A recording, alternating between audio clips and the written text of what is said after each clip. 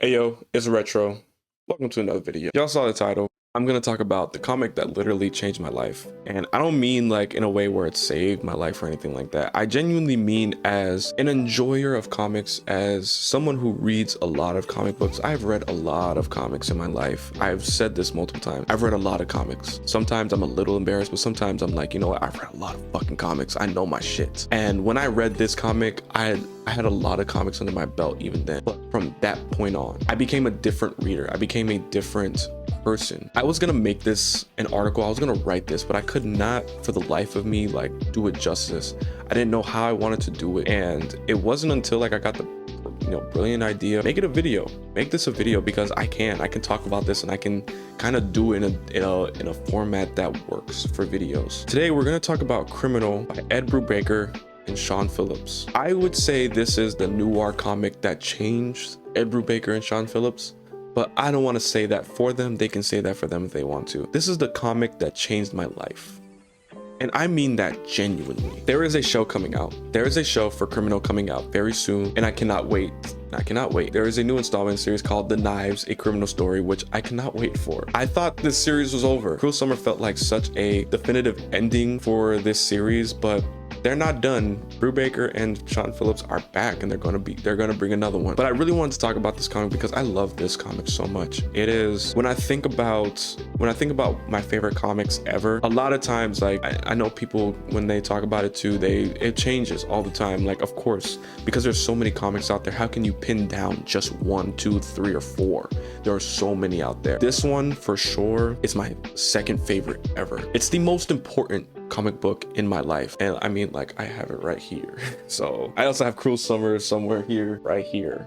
You know, this is like, I just love this comic. And like, some of my lighting is kind of inspired. My lighting for my videos is inspired by this comic. Like the reds, the blues. Like, I love Criminal. It is favorite comic book, one of my favorite comic books ever. I don't believe it is the greatest comic book ever. I don't think it's like you're gonna read it and you're gonna be like, oh my god, this is like the greatest thing ever. I do think it is one of the best. If you want a genuine noir comic, this is one of those ones that you want to read. It single-handedly made me realize the genre of comics that I love. It made me realize why I love Batman comics so much, because I love noir. I love a detective. I love crime. I love crime stories. I fucking love Godfather. I love Scarface. I love all these like crime stories. I never realized it until this story. It also made me appreciate like creators, like comic creators and their work and their creator owned works. Ed Brubaker and Sean Phillips made me go out of Marvel and DC and find, you know, comics outside of Marvel and DC. It kind of started my deep dive into more independent comics. Criminal just overall made me more passionate about comics. It made me engage with comics differently. Before Criminal, I did not engage with comics the way that I do now. And honestly, I can also say Criminal was like one of the first stepping stones that allowed me to become a YouTuber. I'm gonna be honest. If I never read Criminal, I don't think I would be here right now, because it's one of the comics that made me look at comics differently. I engage with them so much differently. I appreciate the craft that goes into them so much more, instead of just reading them just for entertainment. Like, a lot of times I'm reading this stuff and I'm like, I'm trying to get something from it, and I do. So let's go down memory lane and talk about where I was when I first found Criminal and how it changed my life. I'm not going to talk about the entire series as a whole, because if I'm going to be real, I will be here for hours talking about it, because I love it that much, and there's so much to Criminal. About 3 years ago, I was hearing the praise for the first Reckless book and Pulp, both by Ed Brubaker and Sean Phillips. These were at the time touted as the best Ed Brubaker and Sean Phillips comics that you could read, and I'm gonna be real, I agree. They are crafted so well. Like, you can tell when you read Reckless and when you read Pulp, you can tell these two comics are Brubaker and Sean Phillips working at their absolute peak of their craft. It would continue into the sequels to Reckless, to Where the Body Was, to Night Fever. They had moved away from doing traditional like serialized comics. They would just put out original graphic novels, first as hardcovers and then later as trade paperbacks. You know, these two guys are, you know, the best at their craft. Genre defining comics. open and reckless work. However, at the time, I didn't want to just read those comics. It's not that I didn't want to just like jump in, but I was also just like at the point where I'm like, I know when I get there, I'm going to love them. So let me go back, let me see let me read other things that they have written. And I did some research and I found myself stumbling upon this little series that was created in 2006 called Criminal. It was originally published by Marvel's Icon imprint. Later though, these comics would be reprinted under Image. Criminal at its core is a very simple comic. It's a series of self-contained, grounded crime stories that follow a handful of characters who are connected in one way or another. The main three are Teague and Tracy Lawless, and then Ricky, along with other characters who are connected to them as well. And you see like how they're connected and all that good stuff. Let's start with what started it all. The story titled Coward. This is the very first volume of Criminal, and this is where like my descent into noir comics happens. The title of the story tells you everything you need to know about the story.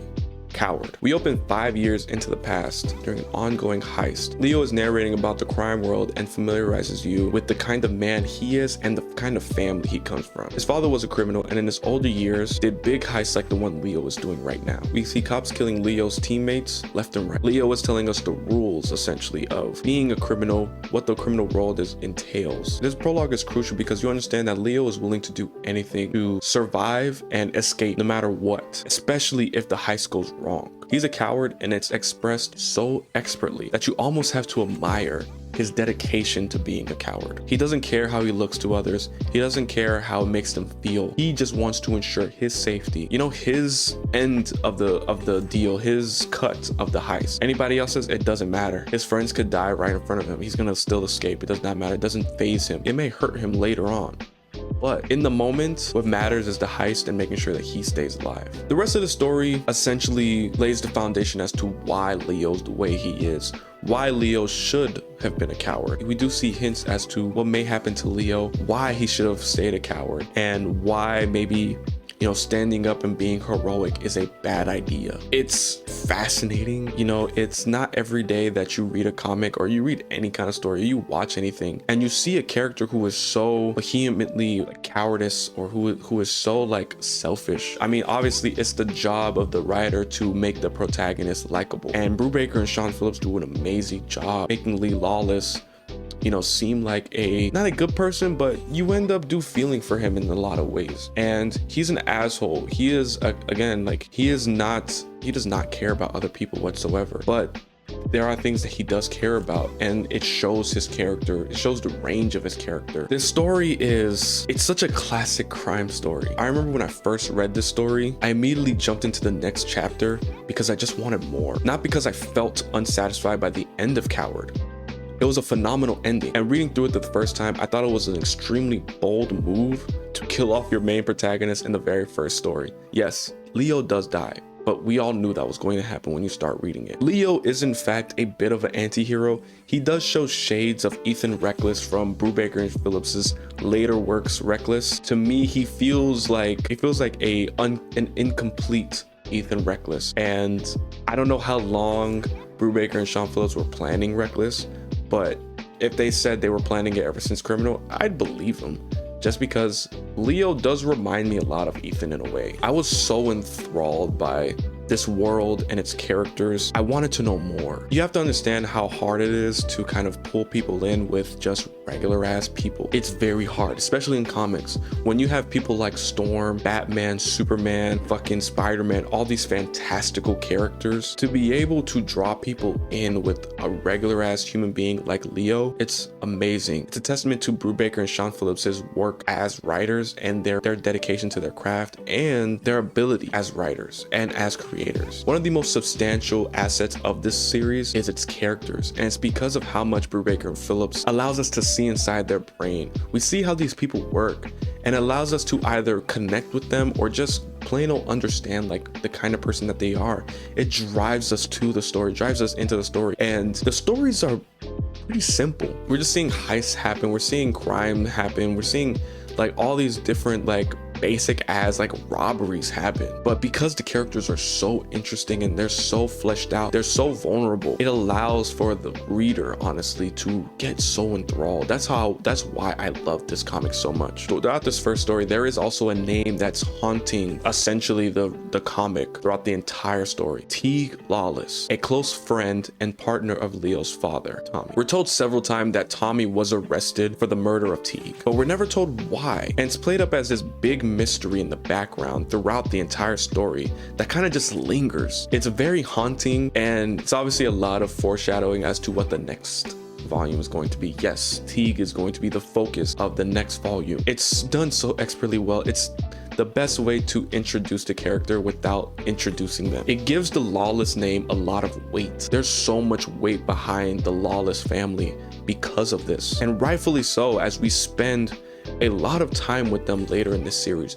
Most of this criminal is spent with the Lawless family. The first volume doesn't open up with the Lawless family, with Teague, with Ricky, with Tracy. We spend a lot of time with these people. Then we find out Leo was actually the person who killed Teague, and that was covered in the illustrious Cruel Summer story, which this right here, genuinely one of the best comics I've ever read. No bullshit. This reveal connects us to the next story as we pick up with Tracy Lawless, the last surviving son of this very infamous Lawless family of crooks. Like genuinely, after finishing volume 7 of the series, I was not the same person. And then I found out there were even more.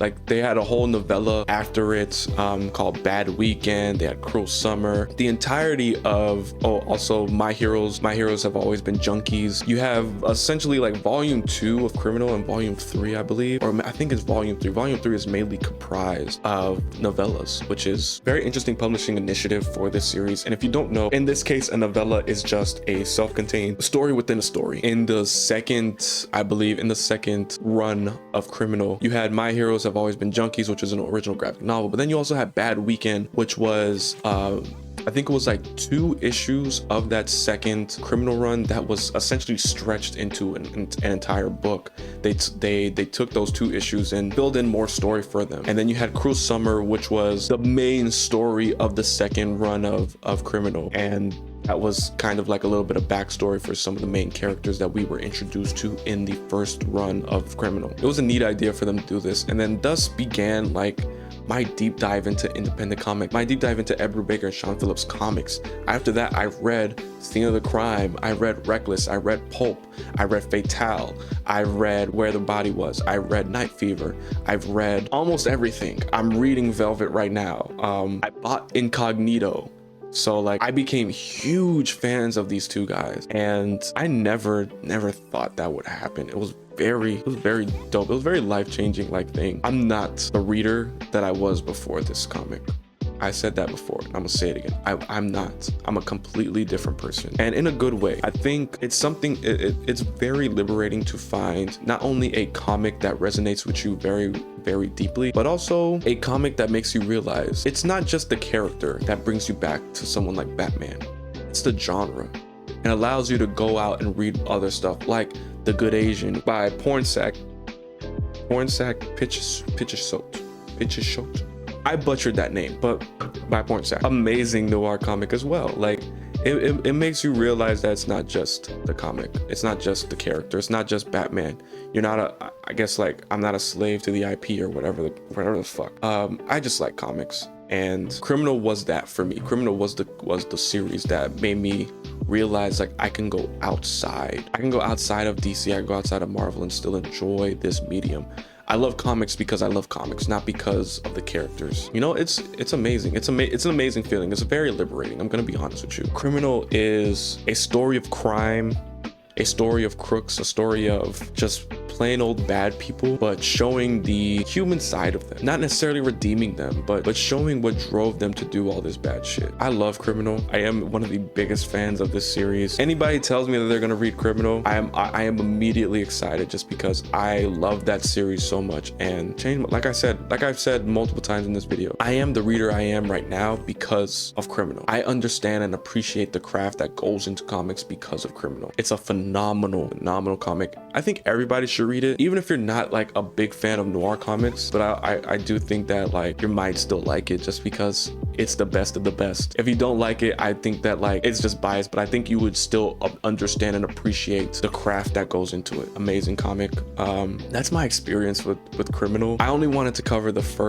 very first story in Criminal. Like, subscribe, let me know in the comments if you guys have read Criminal, what you guys think of it. Is it as phenomenal as I tout it to be? This has been my retrospective on Criminal, and I'll catch y'all in the next video. Peace.